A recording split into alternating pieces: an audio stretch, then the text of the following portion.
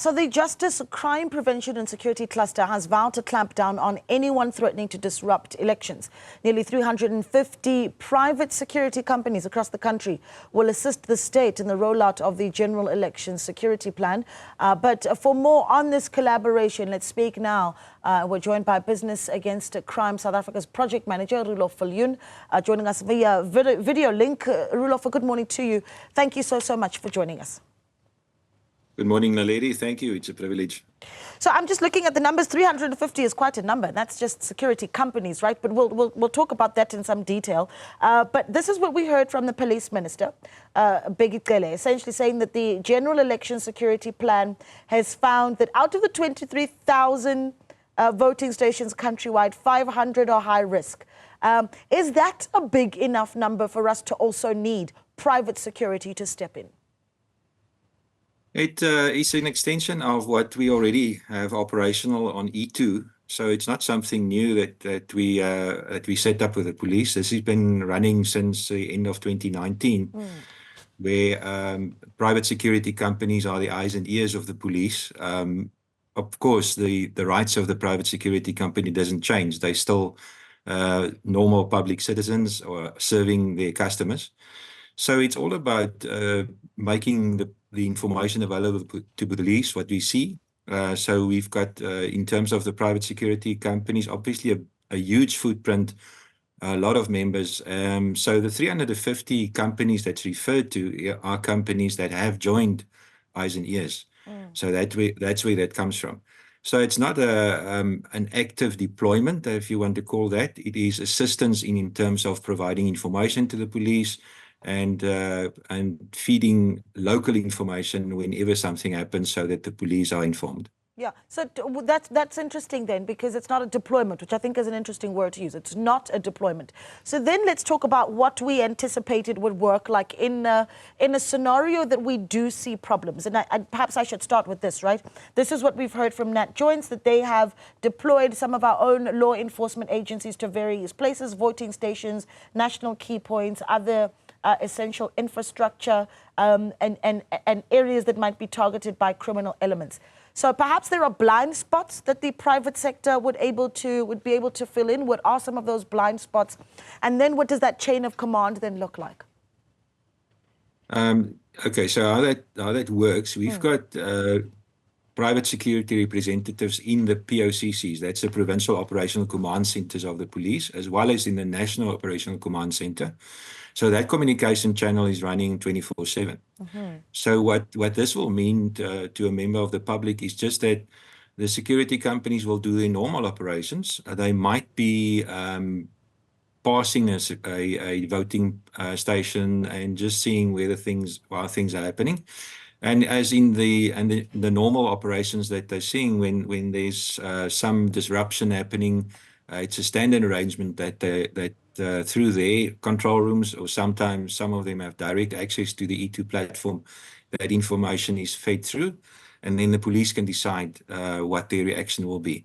It is highly dependent on an accurate view and having contact people on who's reported it, so that we can communicate back and ascertain what the situation is. So that is in terms of, so the police don't take command and control of the security companies. It's all sharing of information, doing what is within your legal ambit, and making sure that the different role players are informed of what is operationally happening. How confident are you about our ability then to share that information? And obviously there's lessons that can be learned from July 2021 that you really just simply cannot ignore.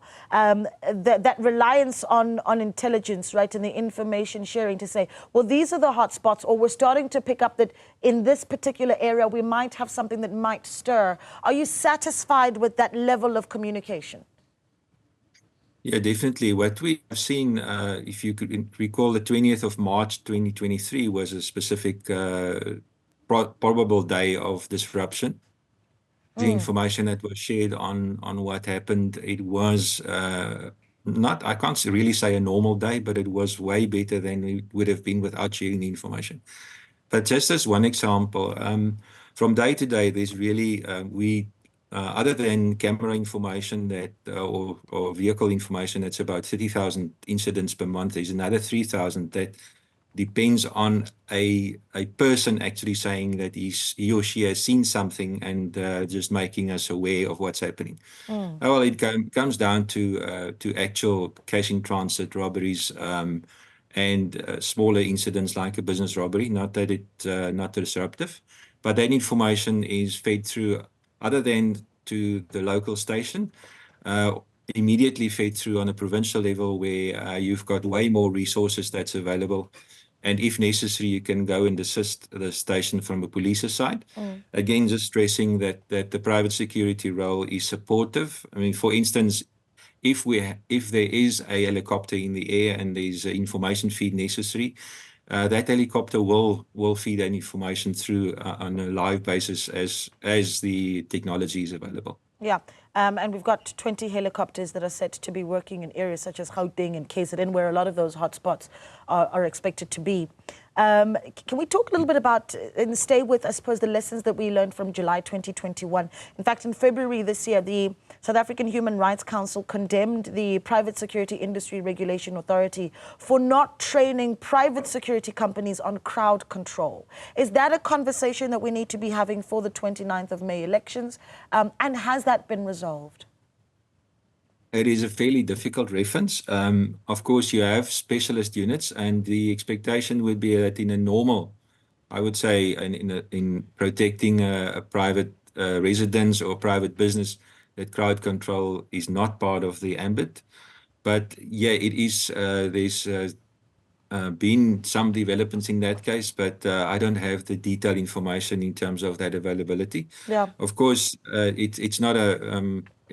It will probably not be a security company that mainly serves private residents, but it might be applicable to a company that serves a mine, because we have seen some disruptions where there will be crowds stopping operations at a mine. Yeah, perhaps you may not have the details, but you can certainly make maybe some recommendations for us, Roelof. That's what we hope for as well.